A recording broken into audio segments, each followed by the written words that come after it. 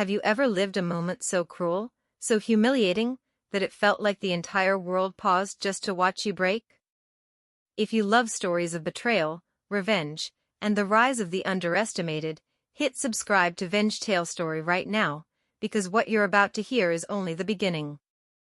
My name is Elena Brooks, and until that night, I thought London was my home. My safe place. My victory ground. I thought wrong. At 30, I had shaped my whole life around discipline.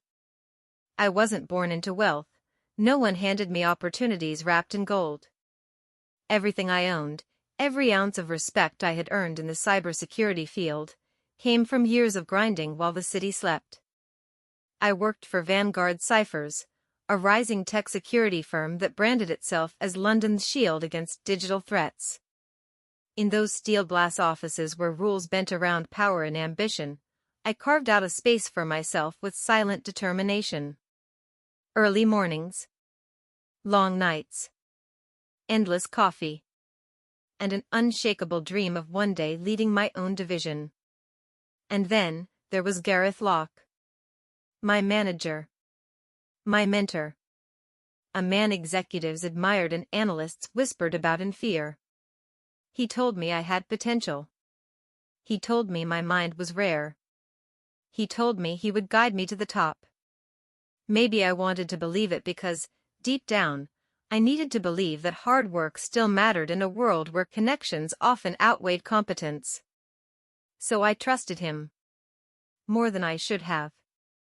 For 8 months, I had been building SentryGate, a revolutionary threat-adaptive firewall system capable of predicting cyberattacks before they were fully deployed. The kind of project that could reshape the cybersecurity world. My masterpiece. My future. And Gareth knew it. I poured everything into SentryGate, late nights where my wrists ached from typing, mornings where I rehearsed pitch strategies in the mirror, weekends sacrificed in the name of perfection. Not because I was told to, but because I believed it could be my moment. My chance to shift from being the quiet one who gets things done to someone finally recognized. So when I was invited to a dinner meeting at the Glass Swan, the kind of skyscraper restaurant where the cutlery costs more than rent, I thought this was it. This was my stage. The delegates from a global health tech company would be there, ready to hear about my creation. My blood pounded with excitement as the elevator carried me upward. I had no idea that when those doors opened, my life would shatter. The Glass Swan glittered like something out of a movie. Floor-to-ceiling windows glowing with city lights, polished marble floors reflecting reflections no one had time to notice, and a quiet hum of conversations belonging to people who made decisions that shaped industries. I walked in with a folder of notes, a rehearsed smile, and a heart full of hope. But hope dies quietly. And betrayal walks loudly. As the dinner started, Gareth was unusually calm. Too calm. He barely looked at me, but I brushed it off as nerves. Big clients did that to people. The delegates were warm, curious, impressed by SentryGate's potential. I answered their early questions with confidence, feeling, for the first time, that the room saw me. Actually saw me.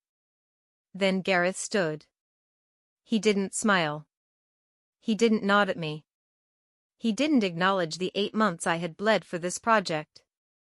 He simply cleared his throat, the room fell silent. And then he detonated my world. Effective immediately, he said, Elena Brooks is terminated. My breath froze. He continued, his tone painfully indifferent. She falsified security data and attempted to steal company IP. 20 pairs of eyes turned toward me. Shocked. Curious. Judgmental. I felt the weight of every stare carving its own wound in my skin. I tried to speak. I tried to explain. But humiliation is a strangling thing. It steals your voice before you even know you're choking. Gareth kept going, calmly, mercilessly, telling them I was incompetent, dangerous, dishonest. A liability. the same man who had promised to mentor me, now stood there unraveling my entire career thread by thread. The worst part? He looked pleased.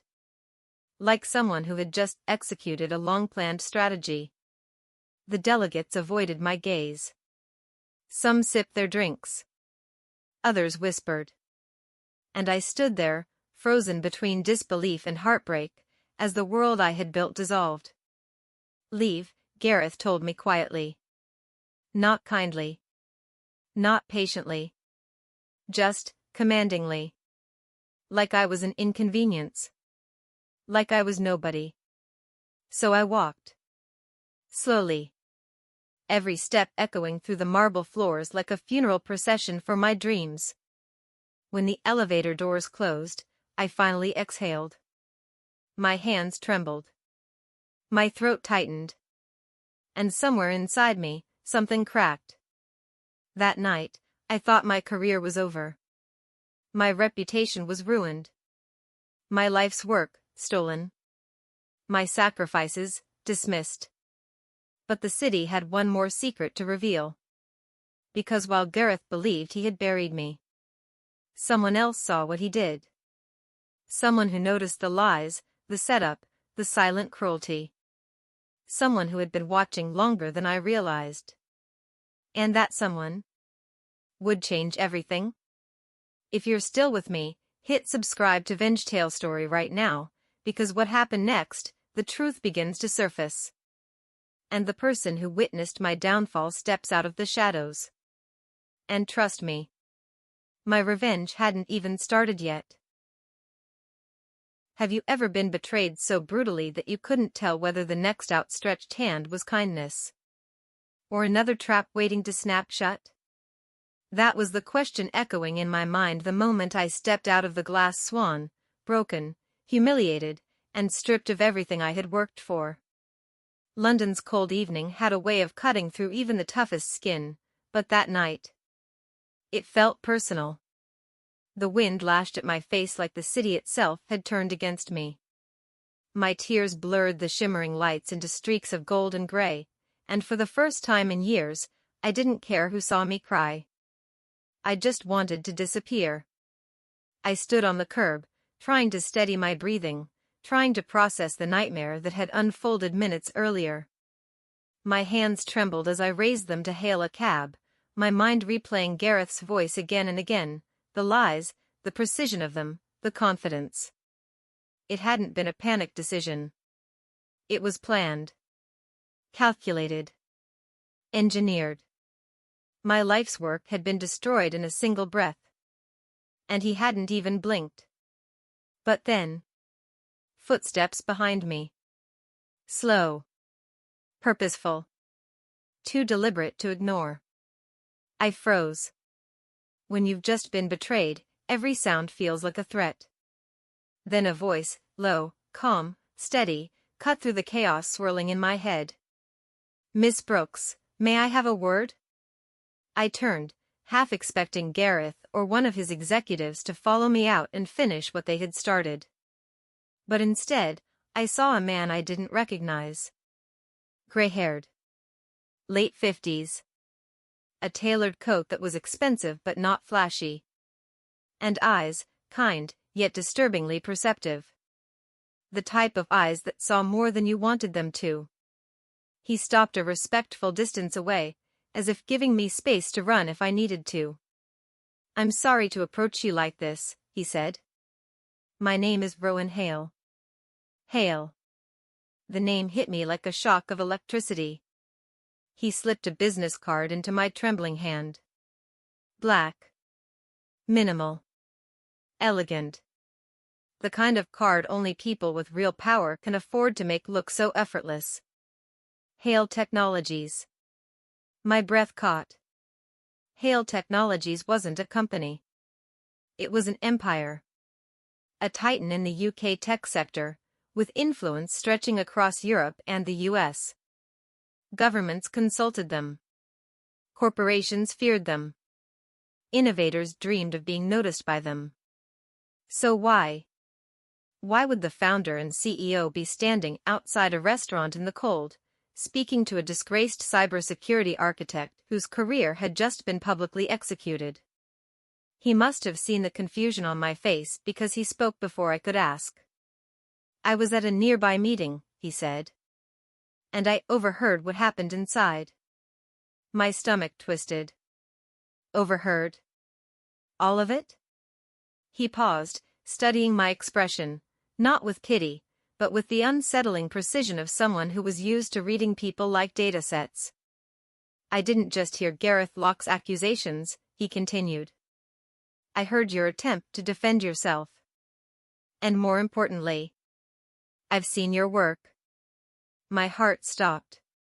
He couldn't be serious. "What do you mean, seen my work?" I whispered. His voice dipped lower, almost confidential. "You understand behavioral threat mapping at a level most companies haven't even fantasized about. Sentrygate wasn't just innovative, it was disruptive. Visionary." I stared at him, speechless. How did he know that? How much had he been watching? And why? Rowan Hale took a careful breath, as though measuring how much truth I could handle while standing on a sidewalk with mascara-stained cheeks. "Come to my office tomorrow," he said.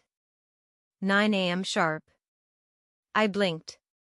"Why?" His answer was simple, but terrifying in its implication. "Because someone like you," he said, "should never be dismissed without being heard." Kindness. When I least expected it. When I least trusted it.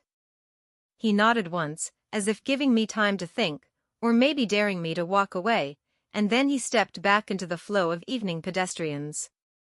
He didn't wait for a thank you. He didn't pressure or persuade.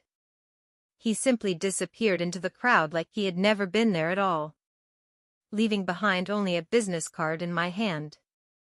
And a spark of something I thought Gareth had destroyed completely.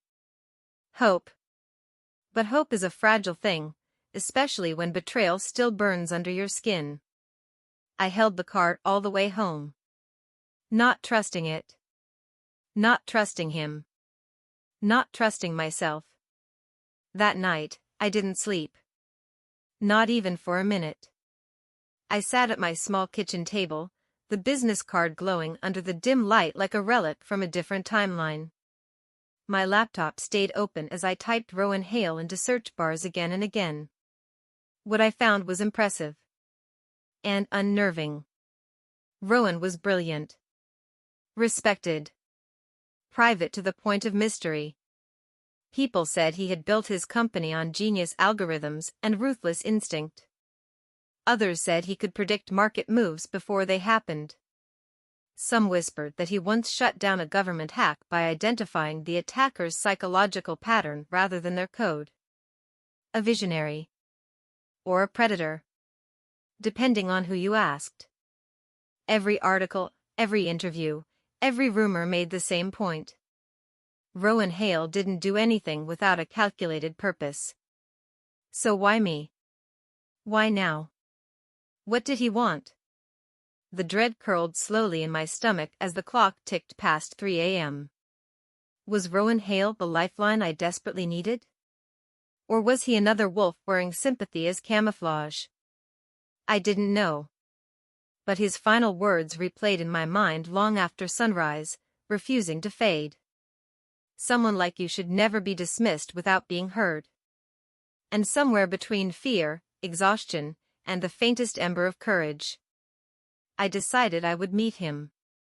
Because sometimes the people who appear right after your fall aren't there to save you. Sometimes they're there to reshape everything that comes next. Some buildings don't need to shout to display their power. Hale Technologies was one of them. It rose above the Thames with a kind of quiet, deliberate authority, sleek glass panels, open walkways, and an atmosphere that breathed confidence without arrogance. Unlike Vanguard Cypher's narrow hallways and fluorescent sterility, Hale Technologies felt like stepping into the future. Clean. Airy. Intentional. But even beauty can be deceiving. And I didn't know it yet, but the moment I walked through those glass doors, I wasn't entering an opportunity. I was stepping into a test. The receptionist greeted me warmly, directing me through a set of polished corridors. Everything looked serene, almost calming, white walls, green plants, and gentle lighting. But underneath it all, I felt a strange heaviness. Like the building was watching me. Studying me. My heels echoed as I walked toward Rowan Hale's top-floor office. I kept wondering. Why me? Why all this effort for a stranger whose career had just been shattered? The elevator doors opened to a quiet floor drenched in natural light. Rowan's office was at the end, its glass walls overlooking the river. I took a deep breath and stepped in. Rowan was there, but he wasn't alone. A woman stood beside him, early 40s, sharp suit, sharper eyes, and a presence that felt like steel disguised as silk. Her hair was pulled into a perfect bun, not a strand out of place. She didn't smile. She didn't greet me. She simply watched. Her gaze practically dissected me. Before I could ask who she was, Rowan spoke. Elena, thank you for coming. Warm. Calm. Almost reassuring. But the woman remained statuesque, unmoving, unreadable. Rowan nodded toward her. This is my sister, Victoria Hale. Co-founder of Hale Technologies. I forced a polite smile. It's an honor. She didn't return it. I didn't know it yet. But in that moment, the audience learned something I wouldn't discover until much later. Victoria wasn't there to welcome me. She wasn't there to offer support. She was there to evaluate me, quietly, thoroughly, and ruthlessly. Rowan had been burned before. By talented minds. By people he believed in. People who later betrayed him, stole from him, used him. Victoria had sworn it would never happen again. Not under her watch. And now I was her new variable. A risk she didn't trust. A wound waiting to happen. A threat she intended to dismantle before it could grow teeth. But I walked in clueless. Hopeful. Naive enough to think kindness stood unaccompanied. Rowan gestured for me to sit. His smile was steady, but there was something heavier behind it, something sharper than sympathy. Miss Brooks, he began, folding his hands thoughtfully, I know what Gareth did. And I know why he did it. My heart pounded. Why? He didn't answer immediately. Instead, he turned his laptop toward me. My breath froze. Emails. Internal reports. Drafts. Project logs. And not just any documents. Ones tracking my work at Vanguard ciphers. He had been monitoring the company's internal behavior for months. Rowan spoke softly. Your creation, Centrigate, was never safe under Gareth Locke. I leaned in, my pulse quickening. He continued. You built it. You designed it. You envisioned the architecture that makes it revolutionary. But Gareth is preparing to present it at the Global Cyber Summit in 5 weeks, as if he created it. The words hit me like shrapnel. 5 weeks. He was planning to take everything. My work. My future. My name. My voice cracked. He's going to claim it publicly? Rowan nodded. He already has. I felt the room tilt. My face grew hot. My hands curled into fists before I even realized it. But Rowan wasn't finished. I didn't call you here to pity you, he said. I called you here because I want to help you rebuild your technology independently, clean, legally protected, and far better than before. Before I could respond, Victoria finally spoke. Her voice was cool, precise, and terrifyingly controlled. We're offering you leadership of a new division, she said. one built around behavioral threat forecasting. Your field. Your expertise. Your vision. My heart beat even faster. A division? Me? Full creative control? A chance to rebuild Centrigate? To reclaim everything Gareth stole? But her eyes remained hard, unyielding. Unlimited resources, she continued. But with one condition. A cold tightness formed in my chest. What condition? You have 5 weeks, she said. No extensions. No excuses. No room for failure. If you cannot rebuild your technology in that time, we shut the entire division down. Her tone carried no hatred, just an unbreakable protective instinct. Victoria wasn't cruel. She was guarded. A woman who had seen brilliance betray her brother and was determined not to let it happen again. In her mind, I wasn't a victim. I was a potential threat wrapped in talent. But I didn't understand any of that then. All I saw was a lifeline. Rowan stood and extended his hand. Elena, he said, voice steady and almost paternal, will you let us help you recover what's yours? Time slowed. My thoughts sharpened. Anger burned into resolve. 5 weeks. A stolen invention. A traitor preparing to claim my masterpiece on a global stage. This wasn't an offer. This was a declaration of war. I reached out and took Rowan Hale's hand. And the moment our hands met, the real battle began. Not just against Gareth. Not just for Centrigate. But against every shadow, every secret, every motive hidden behind the walls of Hale Technologies. Because sometimes the people offering you salvation are the same ones who will challenge you to the brink of your breaking point. And I was about to learn that the hard way. Some rooms feel like a battlefield the moment you walk into them. Others feel like destiny. The research wing Hale Technologies assigned to me somehow felt like both. Floor-to-ceiling glass. Whiteboards already filled with sketches I didn't recognize. Prototype servers humming quietly in the corner. A work table large enough to birth a revolution. It wasn't just a lab. It was a promise. A promise that I had 5 weeks to keep, or 5 weeks until I watched it all collapse. Rowan introduced me to the team he'd chosen, 5 people whose reputations I'd heard whispered across the industry, but never imagined would one day be working under me. Nora was the first to greet me, her laugh echoing off the glass walls even before I saw her.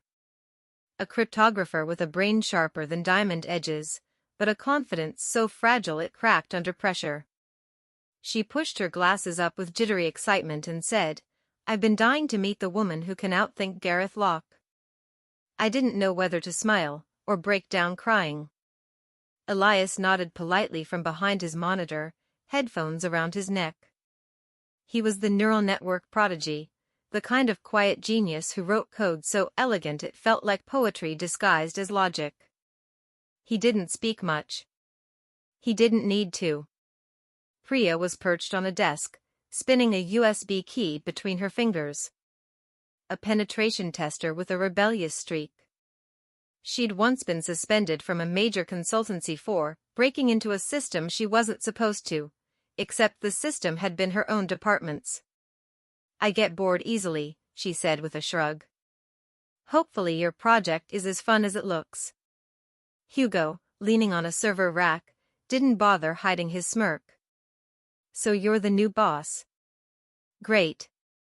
Finally someone who might be able to tell Rowan he's running his infrastructure 5% too hot. He was sarcastic, blunt, and brilliant with systems. A dangerous combination. And then Maya. Systems architect. Short temper. Big heart. She stepped forward and shook my hand with a grip so steady it felt like reassurance. If you need anything, she said, I'll make it happen. Even if I have to argue with every department on this floor. For the first time in years, maybe ever, I felt something I had nearly forgotten. Respect. They didn't doubt me. They didn't question whether I belonged. They listened. They challenged. They believed. But belief alone wasn't enough. Not with a ticking clock screaming above us. 5 weeks. 5 weeks until Gareth Locke stood on a global stage and presented my work as his own. 5 weeks until he rewrote the narrative I had spent a decade building. 5 weeks until the world applauded a thief, unless I beat him first. But that wasn't the only pressure inside the walls of Hale Technologies. Victoria Hale was always there. Not physically, no. Her presence was quieter, colder, the kind you feel on the back of your neck when someone is evaluating you from a shadowed distance. She would appear unexpectedly, leaning against the doorway, arms folded, expression unreadable. Watching how I led. How I explained. How I solved problems. How I doubted myself. Every hesitation registered in her eyes. Every mistake earned a faint tightening of her jaw. Every success gained nothing. She didn't celebrate me. She didn't encourage me. She studied me. And every day I wondered. Was she waiting for me to fail? Or hoping, deep down, that I would prove her wrong? I never knew. And that uncertainty. That moral fog. That unspoken tension. Added a layer of dread to every line of code we wrote. Because if Victoria decided I wasn't trustworthy, or brilliant enough, or stable enough under pressure, my project wouldn't just be shut down. My future would be sealed shut with it. Meanwhile, outside the safety of Hale Technologies, Gareth Locke was growing bolder. It started with whispers on industry forums. Then leaked previews in cybersecurity blogs. Then confident posts on professional networks, hinting at a revolutionary defensive architecture he would unveil at the Global Cyber Summit. He didn't name the system. But he didn't have to. Everyone knew. Or thought they knew. And each headline felt like acid dripping into my veins. Gareth Locke poised to shift cybersecurity landscape. Locke's innovative firewall set to debut next month. The next great visionary of European tech? Visionary. That word, a visionary, hurt the most. Because every visionary act he bragged about was built on the bones of my work. My nights. My sleepless months. My sacrifices. I wanted to scream. To expose him. To tear down his carefully crafted image. But Rowan's warning echoed in my head. Move too soon, and Gareth will bury you. Build first. Then fight. So I built. Or tried to. My team gave everything. Every day. Every night. Every ounce of genius they possessed. Elias rewrote neural prediction modules so elegantly it made Priya whistle. Nora cracked encryption patterns in ways I had never seen before. Hugo optimized infrastructure with a stubborn determination that bordered on obsessive. Maya redesigned system architecture until it was cleaner, smarter, faster than anything I'd imagined. And Priya tested every inch of our system with a mischievous joy that made me nervous and grateful at the same time. If I can't break it, she said, Gareth definitely can't. Their belief in me. It changed something. For the first time since my humiliation at the Glass Swan. I felt the spark of my old self returning. The self who had dreams. Who created. Who fought. Who didn't let fear dictate her future. But beneath all the progress, all the breakthroughs, all the excitement, a quiet dread remained. Because the closer we got to success, the more dangerous the stakes became. And the more I sensed that somewhere, behind the glass walls, behind the gentle hum of servers, Victoria Hale was waiting for one thing. The moment I proved who I truly was. The question was, would she discover a leader worthy of her trust? Or a disaster waiting to repeat her brother's worst mistakes? Only time would reveal the truth. And the clock was ticking louder every day. 3 weeks into the project, the walls began to close in.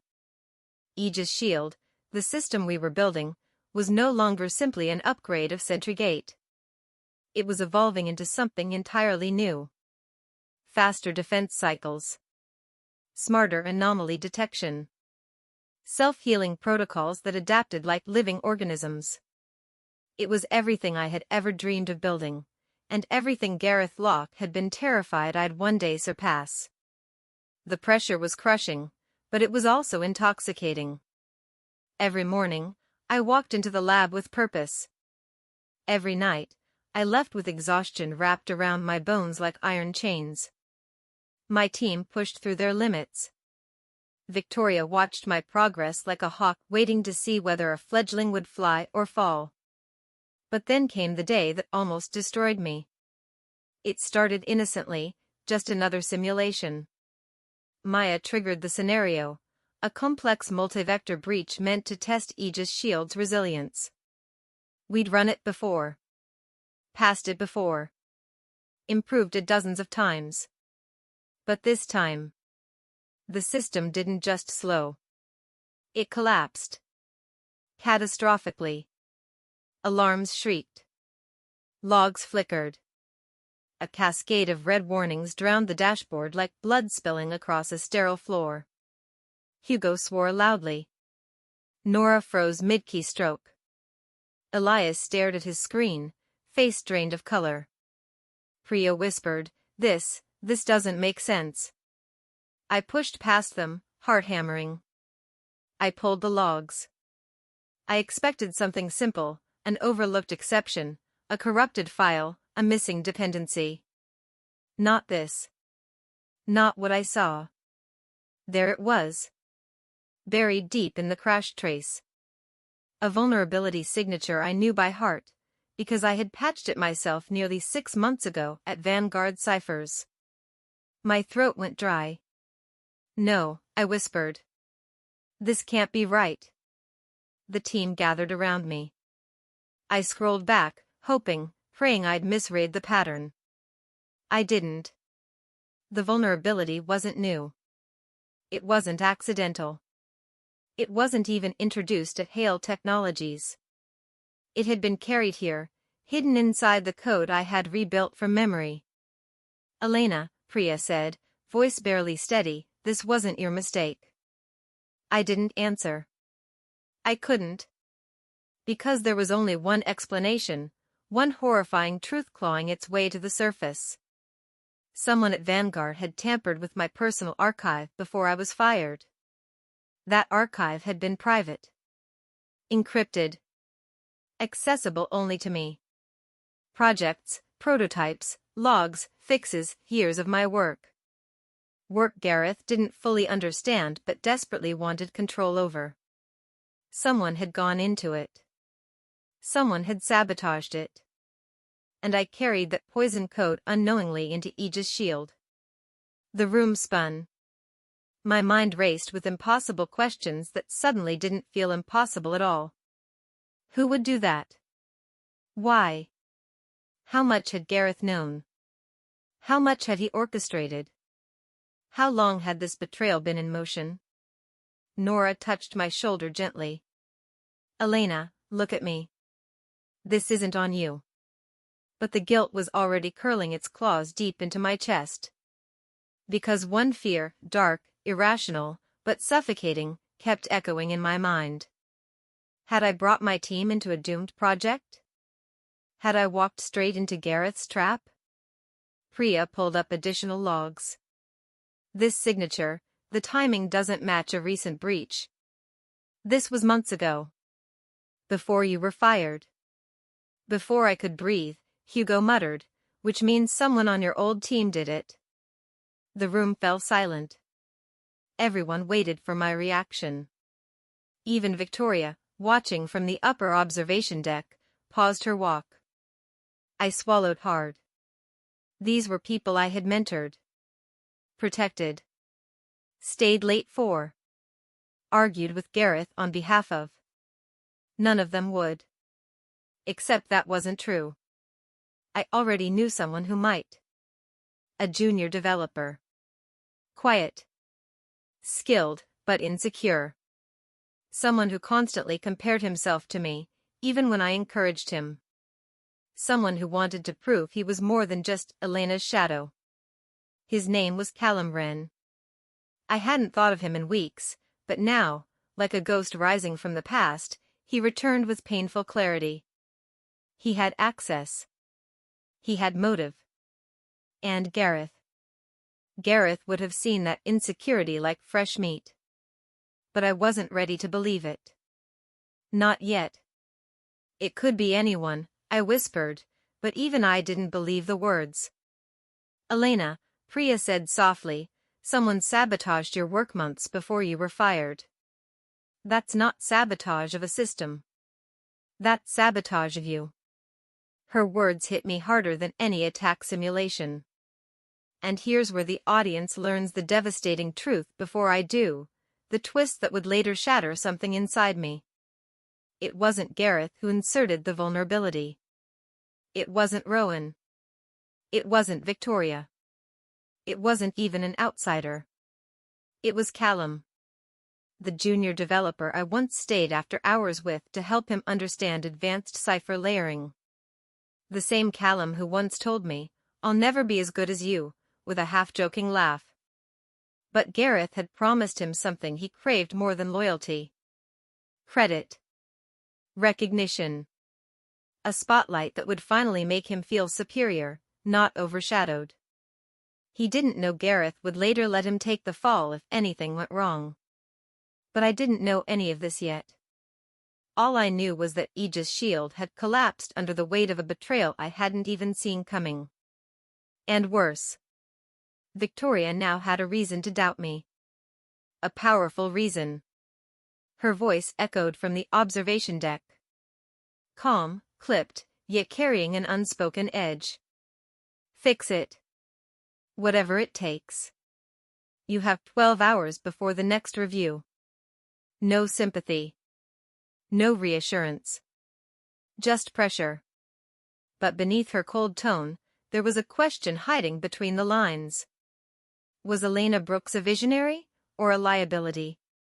I felt myself breaking. But I also felt something else rising, a fire I hadn't felt in months. Someone had stolen from me. Someone had lied to me. Someone had weaponized my trust. And if I didn't fight back now, Aegis Shield would collapse. My future with Hale Technologies would collapse. And Gareth Locke would win. I wiped my eyes. Straightened my spine. All right, I said. Let's get to work. Because this was no longer just a project. It was a war. And now, it was personal. By the time the crash logs were scrubbed, the sun had already died behind the London skyline. The lab lights hummed overhead, cold, white, merciless. My team drifted home one by one, shoulders slumped, eyes hollow. They had given everything they had, and I could feel the unspoken truth lingering in the air. Aegis Shield was slipping away from us. No, from me. Because this wasn't just a technical failure. It was a reflection of something rotten festering inside me, something I had refused to confront. I stayed. Alone. The room felt too big, too quiet, too honest. My fingers hovered above the keyboard, but my mind was a storm. I replayed Gareth's smirk the day he fired me. The whispers in the corridor. The lies. The humiliation. The stolen code. The way the board didn't even look me in the eye. I wanted revenge.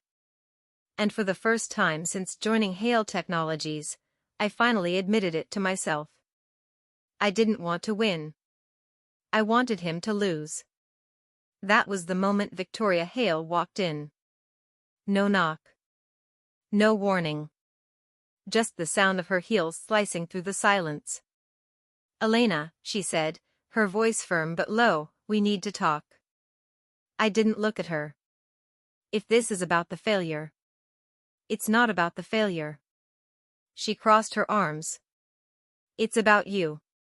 There was something unnervingly sharp in her gaze, as if she could see straight through the layers of exhaustion and anger I'd wrapped around myself.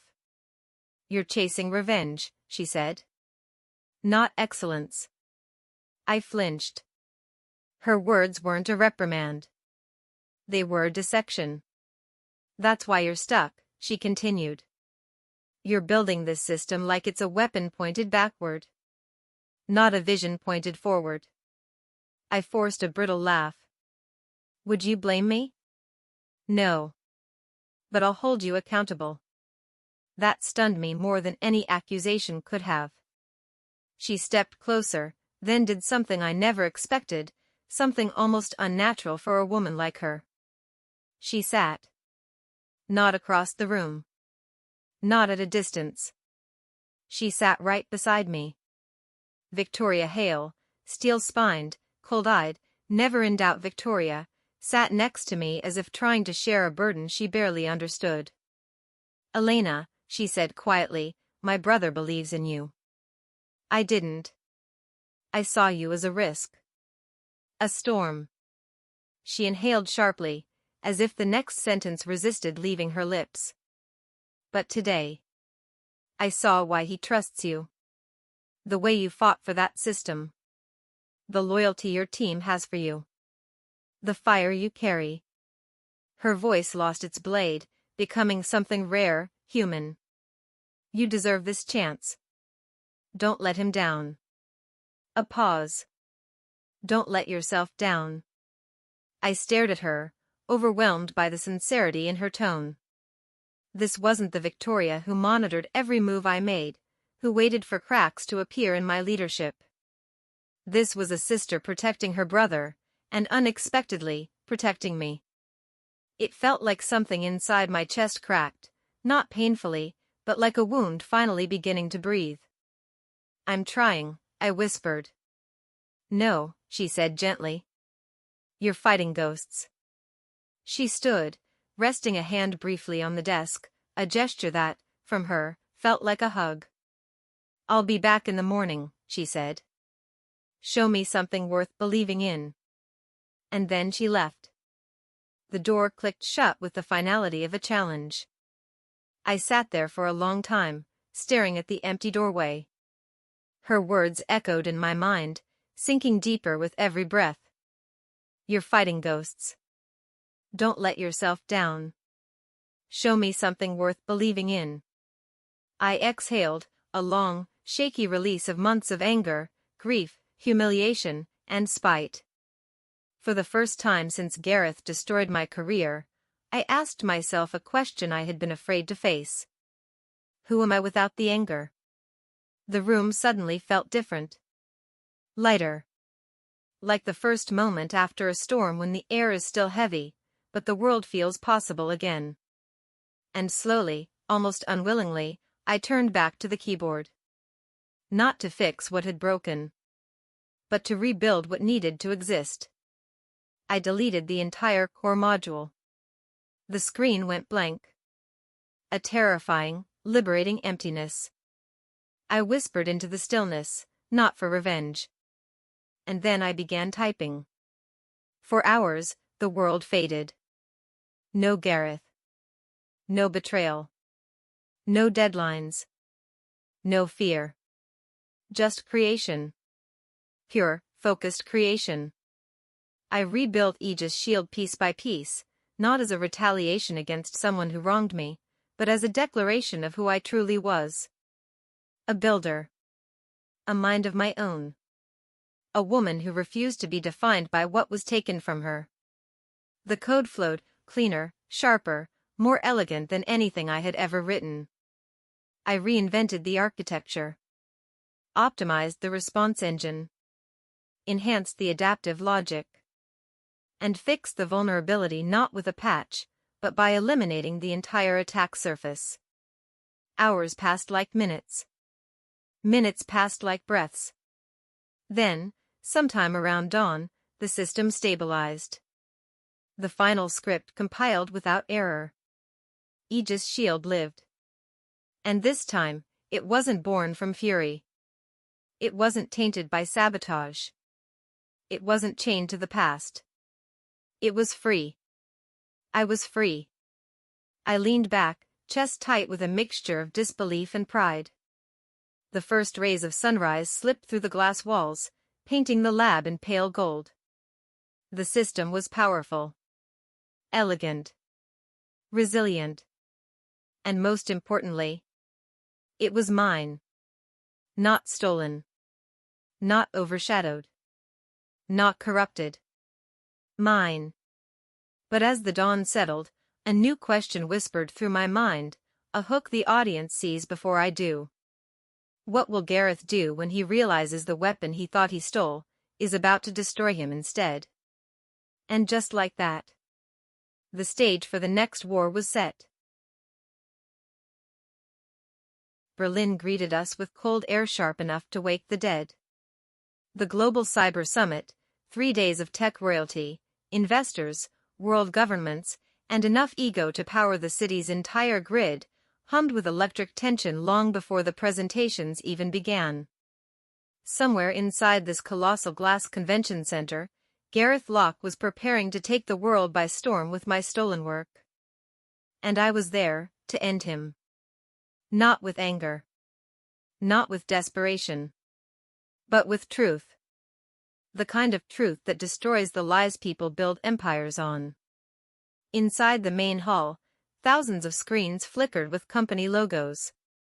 Rows of journalists sharpened their questions.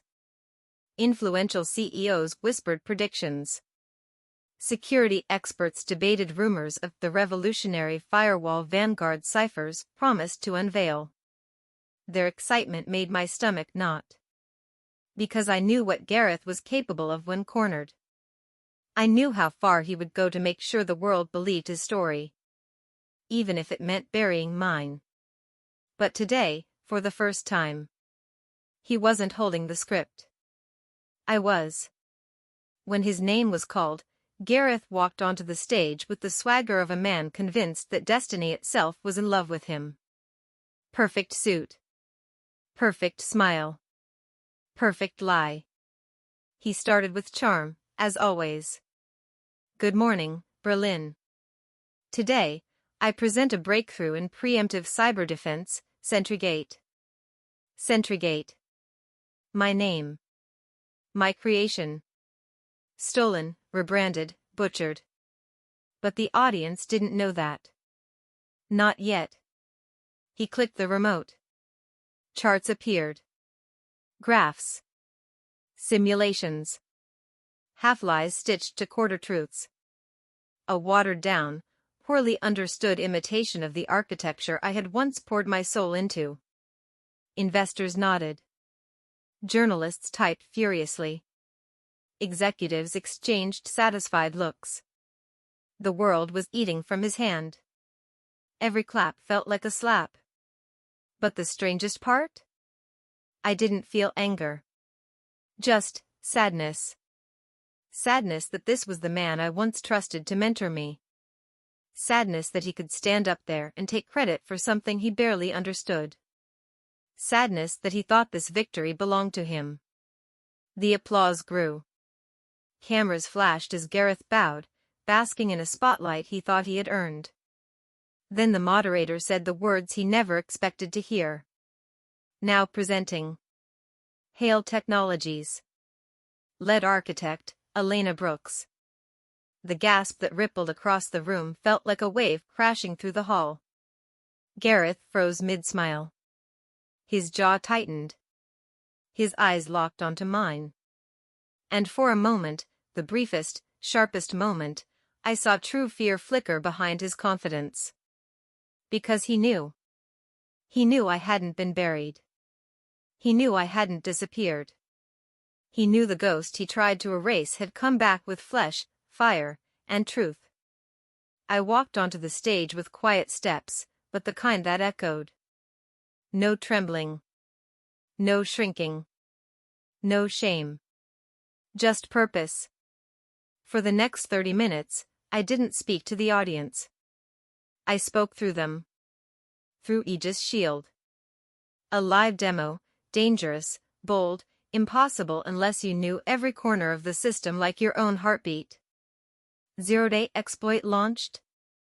Intercepted mid-flight. Insider credential abuse simulation. Blocked before the second handshake. Behavioral anomaly. Predicted 3 steps ahead. The crowd leaned forward. Then stood. Then erupted. This wasn't applause. This was awe. Rowan smiled with quiet pride. Victoria looked away to hide the tear glistening in her eye. My team, Nora, Elias, Priya, Hugo, Maya, all watched like parents seeing their child take their first step into the world. And Gareth. He looked like a man watching his kingdom turn to sand. But the summit wasn't done. Not even close. Because then a journalist stood. Miss Brooks, he called out, voice amplified across the hall. Your architecture resembles some of Vanguard Cypher's claims this year. Could you clarify the connection? The air turned razor-sharp. My moment had come. And I refused to let it pass. Yes, I said. Calm. Steady. Unshakable. I can. I tapped the screen. 3 academic papers appeared. My name stamped across each one. Published years before Vanguard ever hired me. Theoretical frameworks. Behavioral threat models. Early adaptive firewall concepts. The skeleton of everything Centrigate, and even Aegis Shield, had become. My work. My mind. My history. Long before Gareth. Long before Vanguard. Long before betrayal became my shadow. A murmur swept through the room, low at first, then rising with heat and outrage. These weren't just receipts. These were roots. Proof that the tree Gareth claimed to have planted had been growing long before he ever even touched the soil. The moderator blinked, stunned. Journalists typed faster. Executives whispered urgently. Rowan folded his arms, satisfied. Victoria tilted her head, studying the implosion unfolding before her. And Gareth. He didn't move. Couldn't move. Because for the first time, the truth didn't just threaten him. It exposed him. Completely. No lies left. No spin. No manipulation. No corporate shield to hide behind. Truth had stripped him bare, and the world saw him exactly as he was. A thief. A fraud. A man who built his empire on someone else's foundation. But here's the twist the viewers learn before Elena does. Gareth wasn't just afraid of being humiliated. He was afraid of something far darker. Because someone else at Vanguard had far more to lose if Elena's truth kept spreading. Someone with power. Someone who had hidden behind Gareth the entire time. Someone who wasn't ready to let the truth win. Not yet. And as the applause thundered through the hall, and journalists swarmed the stage, and Gareth stood motionless in disgrace, a new danger quietly began to move in the background. Watching her. Studying her. Preparing for the next strike. Because this victory, this glorious, long-awaited vindication, was only the beginning of a collision far bigger than Gareth Locke. A collision that would shatter everything. And Elena Brooks had no idea what was coming next. Hours later, the world shifted. The news broke across every major network and online feed. Aegis Shield, my system, the one my team and I had rebuilt from ashes, from betrayal, from the weight of humiliation, won the government contract worth £240 million. Hale Technologies, once just a titan in the shadows, now became the gold standard in cybersecurity. Our protocols, our architecture, our innovations would define the industry for years to come. Gareth Locke, meanwhile, was unraveling. The board at Vanguard Ciphers had moved quickly once the evidence of intellectual theft came to light. He was removed from leadership, investigated for professional misconduct, and quietly, but irrevocably, pushed out. Headlines hinted at disgrace, murmurs among executives confirmed ruin. It was the justice the world expected. And yet, it wasn't the full story. Because the moral line doesn't always follow the path we anticipate. There was someone else I needed to face. Callum Wren, the junior developer who had betrayed me months before. The one whose jealousy, insecurity, and manipulation by Gareth had poisoned my personal archives and nearly destroyed Aegis Shield before it could rise. I found him sitting in a small corner office at Hale Technologies, pale, jittering, and shaking as if the weight of the world, or at least the weight of me, was about to crush him. He flinched when he saw me. Not with anger. Not with bravado. But with raw, trembling fear. He had expected me to come in with fire. To shatter his career. To drag him into public disgrace. But something Rowan had said months ago returned to me in that moment, a whisper of reason amidst the storm. Revenge is hollow. Justice builds. I didn't move like a predator. I didn't raise my voice. I simply approached, stopped a few feet away, and looked him in the eyes, the same eyes that had once stared at me with envy, then fear. You can't grow, I said softly, deliberately, if you keep poisoning the garden you stand in. The words were calm. Firm. Full of authority that had nothing to do with anger and everything to do with experience. For the first time, Callum broke. Tears streamed down his face. Regret, raw, unfiltered, undeniable, crumpled him into a version of himself that wasn't the rival or the saboteur, but just a human being, confronted with the consequences of his own choices. I didn't humiliate him. I didn't expose him.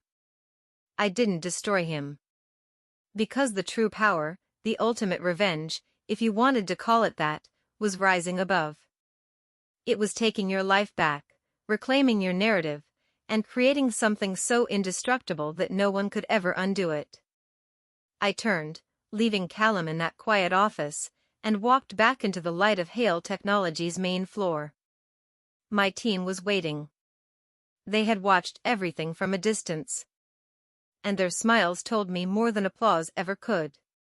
We didn't need to speak. The victory was ours. The justice was done. But I also knew that peace wasn't just about winning contracts or seeing Gareth fall. Peace was about rebuilding a life that hadn't been touched by someone else's ambition or malice. That night, standing on the balcony of Hale Technologies, the city spread out below me like a living network of lights, I felt something I hadn't felt in years. Freedom. Not the hollow freedom of revenge. Not the fleeting satisfaction of proving someone wrong. But the kind of freedom that comes from knowing you survived. That you rebuilt. That you rose when the world tried to break you. I breathed in the cold London air, crisp and unrelenting, and let it fill my lungs. Rowan and Victoria came to stand beside me. Rowan's hand briefly rested on my shoulder. Victoria gave me the faintest, proudest smile, the kind that acknowledged not just the system, not just the victory, but the person I had become. You've earned more than I expected, Victoria said quietly. Your brother was right. You always were worth believing in. I nodded, letting the moment settle like warm sunlight. The city below reflected back a lesson I would never forget. Publicly ruined was only the beginning. Quietly reborn was the real ending. And yet, endings are rarely as absolute as we hope. The threads of consequence, of choices made and lessons learned, stretch longer than any one summit, any one victory, any one fall from grace. Somewhere out there, new challenges would rise. New betrayals might emerge. New opportunities might call. And I would be ready. Because I had learned the most important truth of all: power isn't in destroying your enemies. Power is in building a life so strong, so unshakable, that no one, not Gareth, not Callum, not circumstance, could ever pull you down again.